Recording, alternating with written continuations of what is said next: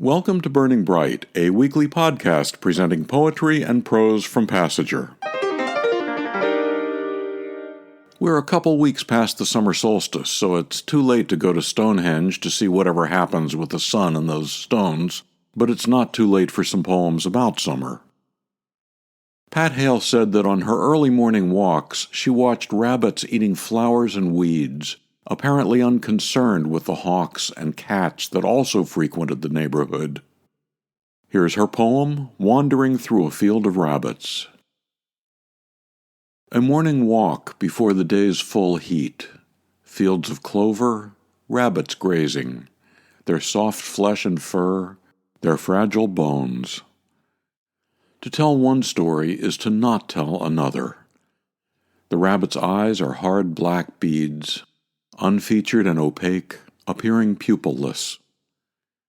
What do the rabbits think when they see me? How can they crouch in the open so bravely here where anything might find them? I move slowly through the landscape.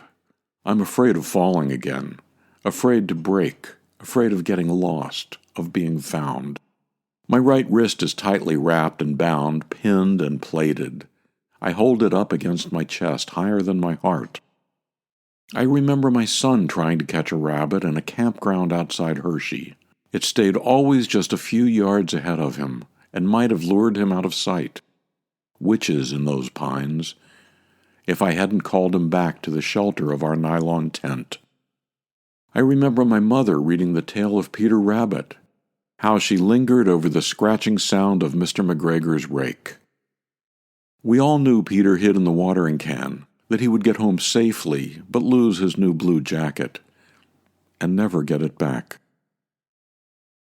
Pat Hale's poem, Wandering Through a Field of Rabbits, from Passager, issue 70. Dorothy Riehm said she composed Taking the Light while looking out the window at leaves blowing in a gentle wind and remembering how she felt when she was a child in the backyard of her house in Fargo, North Dakota.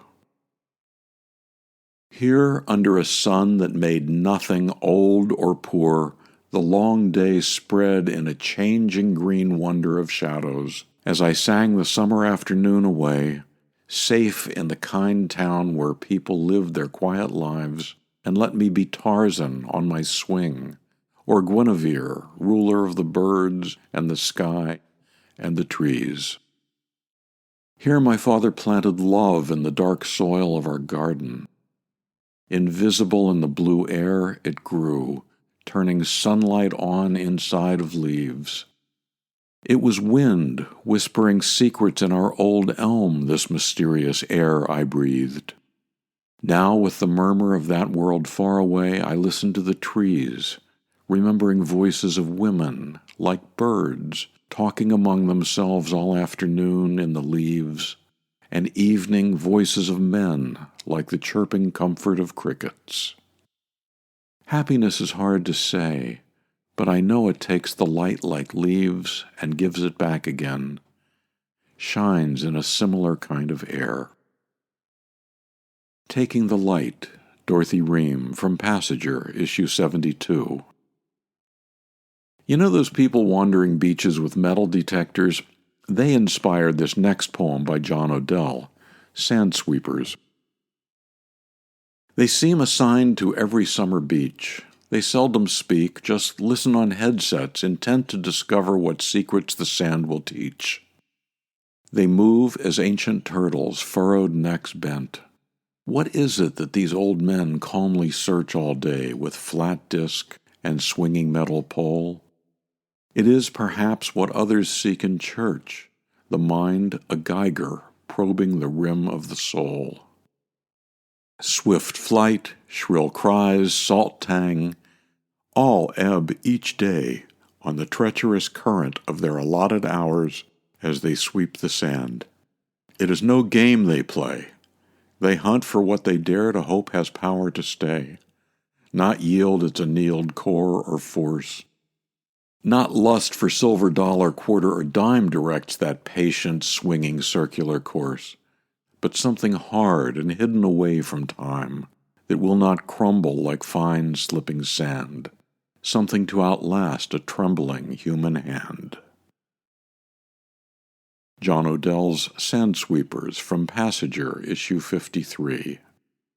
And finally, Ed Minus's poem Mavis, Summer, also from Passenger, issue 53.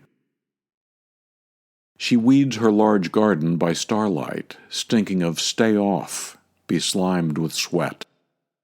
At daybreak she feasts on cold melon, 2 beaten biscuits, unsweetened iced tea, washes up, feeds Fellini, writes letters, shells peas. Arm in arm with the comprehensive heat, she braves the 2 blocks to the corner market. After lunch, purslane salad, she reads The Nation, then Chekhov, then naps upright in her wicker rocker. At sundown, she takes a long, tepid bath, recalling her nap-time dream of her mother.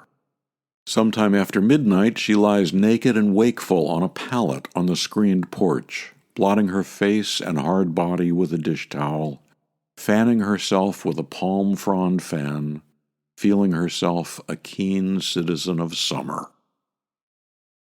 Mavis, Summer. Even though Ed Minus said that Mavis and her summertime life are entirely fictional, I'd like to believe that the scene he created was influenced by his South Carolina childhood. To subscribe to or learn more about Passenger and its commitment to writers over 50, go to PassengerBooks.com. You can download Burning Bright from Spotify, Apple and Google Podcasts, Audible, and a host of other podcast apps. For Kendra, Mary, Christine, Roseanne, and the rest of the Passenger staff, I'm John Shore.